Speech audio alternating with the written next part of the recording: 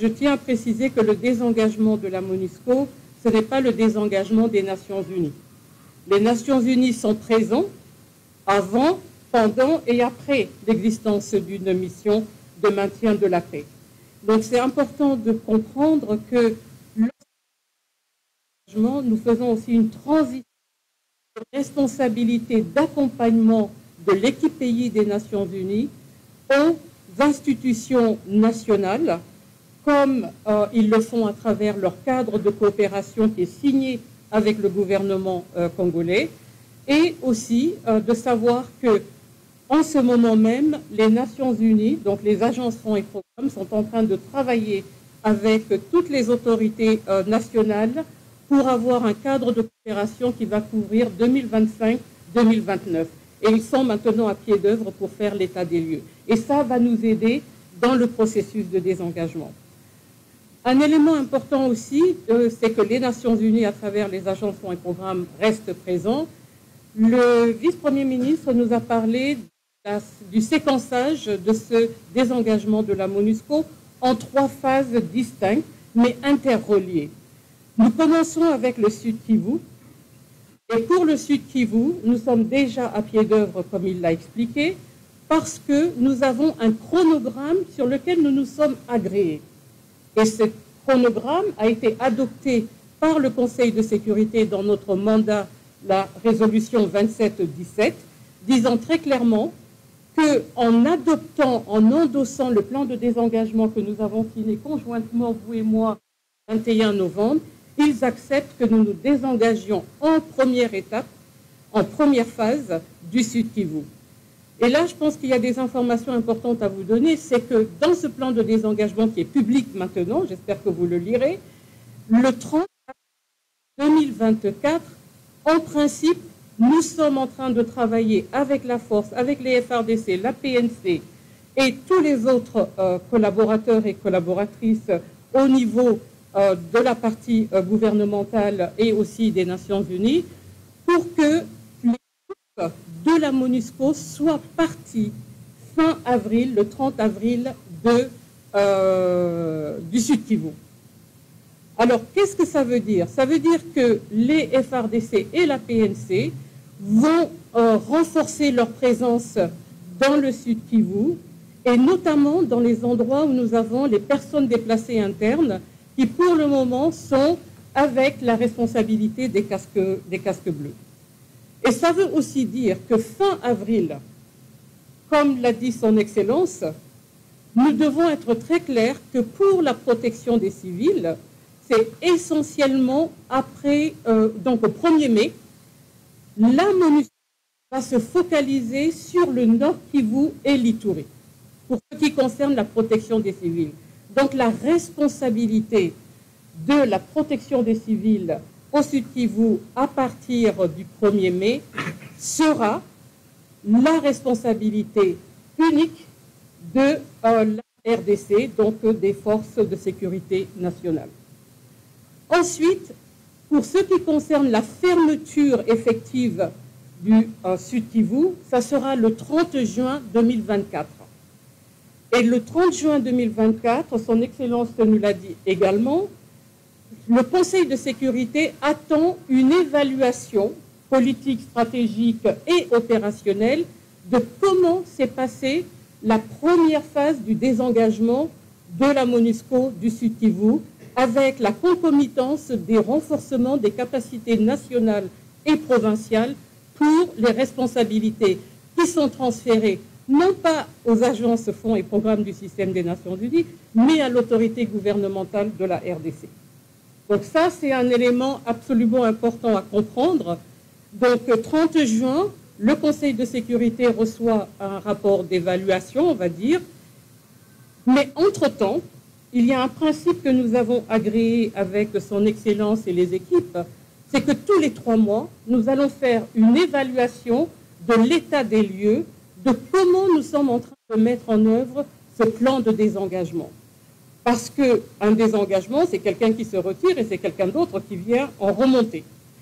Et donc,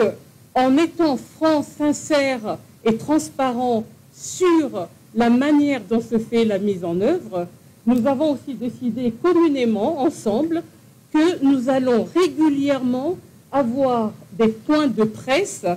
pour expliquer comment nous avançons dans ce processus de désengagement. Et ça veut aussi dire que pendant le moment où on est en train de travailler à mettre en œuvre le programme que nous donne le mandat du Conseil de sécurité avec la protection des civils, le PDDRCS, donc tout le monde connaît le sigle maintenant, mais je vais quand même le dire en entier, le programme de désarmement, démobilisation, réintégration à base communautaire et stabilisation, plus la réforme du secteur de sécurité, avec les droits de l'homme, avec femmes, paix, sécurité, jeunes, paix, sécurité, tout ça ensemble fait que nous allons avoir une trajectoire qui va nous amener essentiellement à dire notre mandat doit être mis en œuvre pendant que nous nous désengageons et en même temps nous préparons les prochaines phases. Vous comprenez? Donc il y a un cheminement, on se retire, mais on doit mettre en même temps en œuvre le programme, préparer les phases subséquentes, donc la phase 2 qui est le Nord Kivu et la phase 3 après qui est aussi le retrait de l'Ituri. Son Excellence a parlé du désengagement complet. On considérera que la MONUSCO, en tant que mission, sera retirée complètement de la RDC lors de la phase 3, qui est la phase qui concerne la province de l'Ituri. Donc voilà le design. Nous avons fait un rapport de désengagement qui est absolument consensuel, en très bonne entente, endossé par tout le monde, le Conseil de sécurité, qui a commencé à être mis en œuvre. Donc nous attendons que nous tous nous retroussions les manches et que nous déliverions sur le contenu que nous avons agréé dans ce plan de désengagement. Et très clairement, il va y avoir maintenant dans retrousser les manches, aller au niveau des provinces et travailler avec les instructions du niveau central, avec les autorités provinciales, locales, pour que nous soyons dans une mise en œuvre qui soit comprise de tous et de toutes, et aussi de faire en sorte qu'il y ait une communication continue qui accompagne ce que nous sommes en train de faire et comment nous sommes en train de le faire. Et pour ça, il nous faut vulgariser, disséminer le contenu du plan de désengagement. Et ça, c'est quelque chose qui est de la responsabilité de tous et de toutes, côté gouvernement, côté des Nations Unies, mais aussi côté des médias et aussi côté de la société civile et de tous les partenaires qui accompagnent la RDC. Et finalement, si je peux terminer, et s'il y a des détails que j'ai oubliés, n'hésitez pas à me le faire savoir, c'est que en ce qui concerne la manière dont nous allons travailler, il est clair que toutes les ressources qui sont nécessaires pour accompagner cette transition et ce désengagement et cette mise en œuvre du mandat,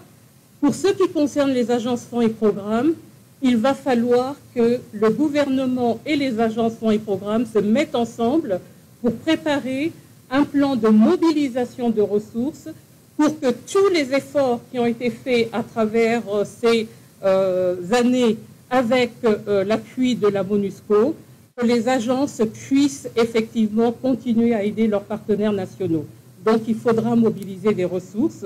à la fois humaines, financières, matérielles, etc., logistiques, tout ce qui doit être en place pour que, effectivement, et là je veux remercier et terminer par ça,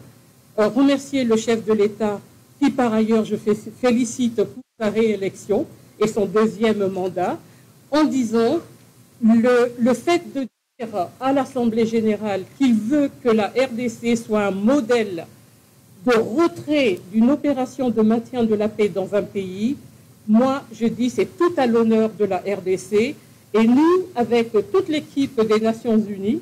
y compris les collaboratrices de la MONUSCO, nous sommes engagés dans cette vision et nous voulons que tout se passe au mieux parce que ça sera l'héritage qui écrira l'histoire que nous tous, nous avons concouru à ce qu'il y ait un modèle qui soit un modèle pour le monde bien sûr pour les opérations de maintien de la paix, mais dans un partenariat, dialogue et travail ensemble, le travailler ensemble. Je sais qu'ici on dit on est ensemble, donc on est ensemble pour faire en sorte que la vision du chef de l'État se transforme en une réussite pour la RDC et pour le monde.